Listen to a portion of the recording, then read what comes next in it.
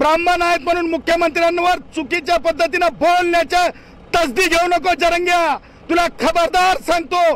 कारण कायद्यापेक्षा तू मोठा नाहीस। जातीवादी म्हणला शरद पवार, उत्तर द्या कोण पाठराखण करतंय? राष्ट्रवादी काँग्रेसचे पुढारी वयोवृद्ध पुढारी शरद पवारांना याच्यावर बोलावं लागेल, उद्धव ठाकरेला याच्यावर बोलावं लागेल। ह्याचा बोलवते धनी कोण आहेत हे आता लोकांना कळून चुकलेलं आहे। आमचा धसला लय खसखस आहे। आमच्या त्यांनी एवढं तर लक्षात ठेवलं पाहिजे की एखाद्या मुद्द्याला आपण बोलताना आपण सर्वोच्च न्यायालयाने काय सांगितलेलं आहे, धिंडकाडा म्हणतंय। हे पहा, हा कोण लागून गेलाय जरंग्या? तुम्हाला सांगतो आज महाराष्ट्रामध्ये आनंदी आनंद आहे की ओबीसींचे भटक्या विमुक्तांच्या आवाज असलेल्या छगन भुजबळ साहेबांना मंत्री केल्यामुळं लोकांमध्ये एक आनंदाचं वातावरण आहे। आणि मला असं म्हणायचं आहे की ज्या कारणासाठी ह्या लोकांनी टार्गेट केलं होतं आणि भुजबळ साहेबांना राजीनामा द्यावा लागला होता, परंतु आज पुनश्च भुजबळ साहेब जे आहेत पदावर आलेले आहेत, त्याच्यामुळं वाडी तांड्यावर, त्याचबरोबर भटक्या विमुक्तांमध्ये, त्याचबरोबर मागासांमध्ये, त्याचबरोबर खुल्या विचारांच्या लोकांमध्ये, प्रभू श्रीरामांना मानणाऱ्या लोकांमध्ये, भगवान बाबांना मानणाऱ्या सगळ्यांमध्ये जे आहे आनंदाचं वातावरण निर्माण झालेलं आहे। आणि मला हे म्हणायचं आहे की भुजबळ साहेबांच्या मंत्री होण्यानं एक म्हणजे महाराष्ट्रातील लोकांना हे समजलेलं आहे की सरकार भटक्या विमुक्तांचं, सरकार ओबीसींचं कल्याणकारी सरकार आहे। हे सुद्धा आज भुजबळ साहेबांच्या शपथविधीनंतर मला प्रतिक्रिया देताना सांगताना आनंद होत आहे। अजित पवार पाठराखण करत आहेत अशा मंत्र्याची जरांगी म्हणत। हे पहा, जरंग्या हे भुकायला निघालेलं आहे। जरंग्या हे भुकायला निघालेलं आहे। जरंग्याला मला हे म्हणायचं नाही की कोणी किती हाडकं टाकले, परंतु एक गरळ ओकण्याची एक मर्यादा असते। जरंग्या, तुला सांगायला लागलो, मी तर जालन्यात येऊन गेलो पण बंबईच्या शिवामध्ये तू आला नव्हतास। कायद्याची पायमल्ली करायचा प्रयत्न करू नको। तू अपमानजनक सामान्य मागासवर्गीय भटक्या विमुक्तांच्या कोणालाही तू छेडण्याचा प्रयत्न करू नको। ब्राह्मण आहेत म्हणून मुख्यमंत्र्यांवर चुकीच्या पद्धतीने बोलण्याच्या तसदी घेऊ नको जरंग्या, तुला खबरदार सांगतो। कारण कायद्यापेक्षा तू मोठा नाहीस आणि कायद्यापेक्षा तू काय लागून गेलेला नाहीस बे जरंग्या, तू काय लागून गेलेला नाहीस।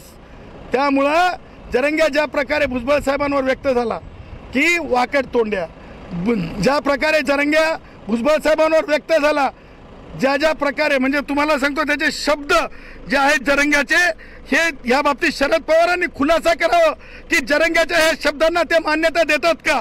भुजबळ साहेबांना तो जो आहे वाकड्या तोंडाचे म्हणला, भंगार म्हणला, जातीवादी म्हणला। शरद पवार, उत्तर द्या कोण पाठराखण करतंय? राष्ट्रवादी काँग्रेसचे पुढारी वयोवृद्ध पुढारी शरद पवारांना याच्यावर बोलावं लागेल, उद्धव ठाकरेला याच्यावर बोलावं लागेल। ह्याचा बोलवते धनी कोण आहेत हे आता लोकांना कळून चुकलेलं आहे। ही भाषा कुणाची आहे? अशा प्रकारची भाषा अगोदर महाराष्ट्रात होती का? त्यामुळं जरंग्याला मला म्हणायचं नाही की कोण हाडं टाकतंय, परंतु जरंग्या मात्र नक्की भुकतंय। आणि हे भुकणं जे जरंग्याचं आहे ना, ते आता येणारी जी निवडणूक आहे, कोणती जी महानगरपालिकेची निवडणूक आहे, स्थानिक स्वराज्य संस्थेच्या निवडणूक आहेत, त्या निवडणूक हे जरंग्याकडे दिलेलं टार्गेट आहे। आणि त्या टार्गेटमध्ये जरंग्या म्हणजे हे पॉलिटिकल जिहादी बनलेला आहे। जरंग्या म्हणजे पॉलिटिकल जिहादी बनलेला आहे, त्याच म्हणजे कट्टरपंथी आणि गलिच्छ विचाराचा।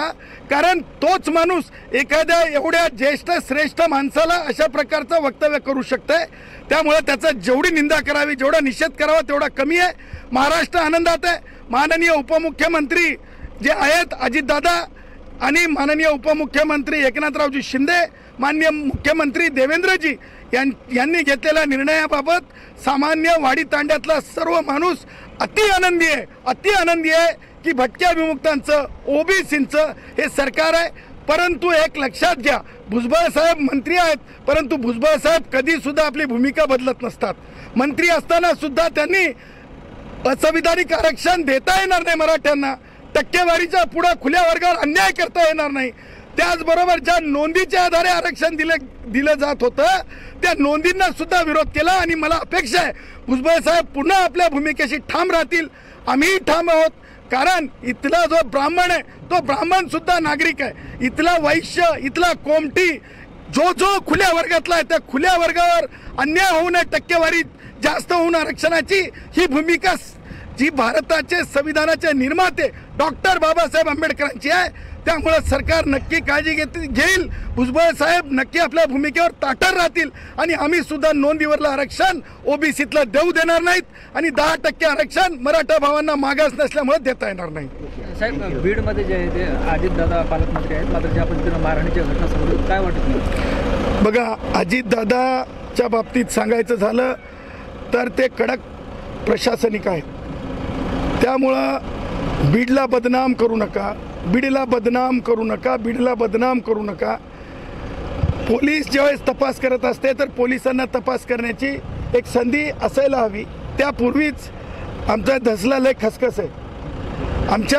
त्यांनी एवढं तर लक्षात ठेवलं पाहिजे की एखाद्या मुद्द्याला आपण बोलताना आपण सर्वोच्च न्यायालयाने काय सांगितलेलं आहे, धिंड काढा म्हणतंय. मला तुम्हाला सांगतो, सर्वोच्च न्यायालयाने आरोपींची धिंड काढण्यावर सुद्धा आक्रमकता दाखवलेली आहे की तशा प्रकारचं कृत्य करता येणार नाही. मग धसला ही खसखस काय, धसला ही खाच काय? आम्ही कोणत्याही गुन्हेगारीचं समर्थन करत नाहीत, परंतु अशा प्रकारच्या वल्गना करणं ज्याच्यामुळं की नाही, जर खरोखर जर एखादा गुन्हा घडला असेल तर आरोपी उद्या कोर्टामध्ये ते पुरावे सादर करत असते की याच्यामध्ये राजकीय हस्तक्षेप आहे म्हणून.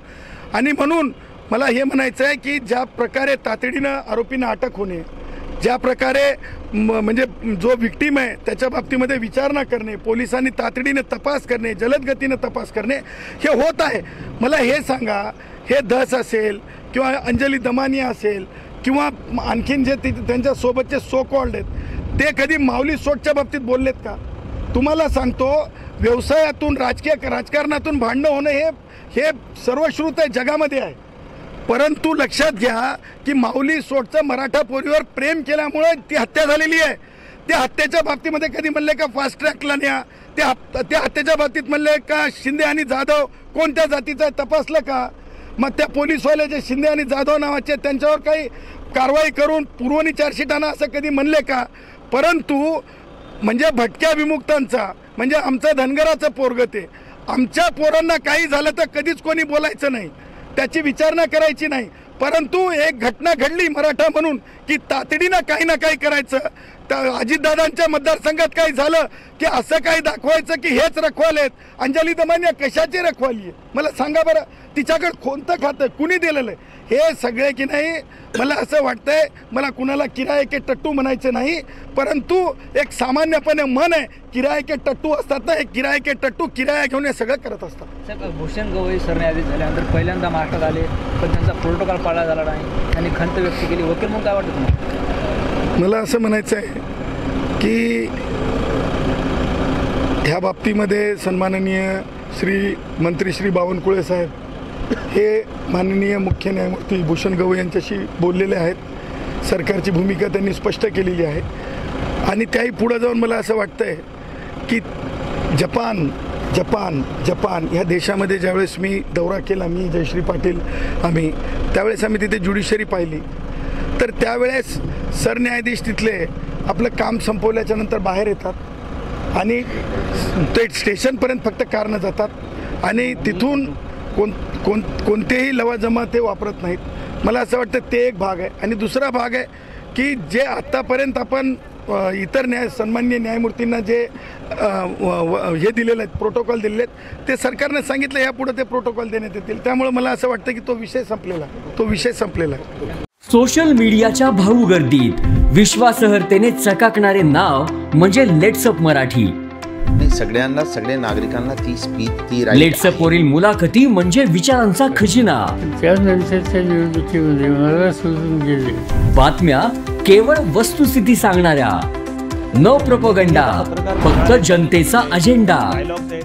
क्योंकि आने वाला कल जाने वाला है, जाने वाला कल आने वाला है. राजकारण, मनोरंजन असो की क्रीडा क्षेत्र, महाराष्ट्राची स्पंदने संवेदनशीलतेने टिपणारे माध्यम म्हणजे लेट्सअप मराठी.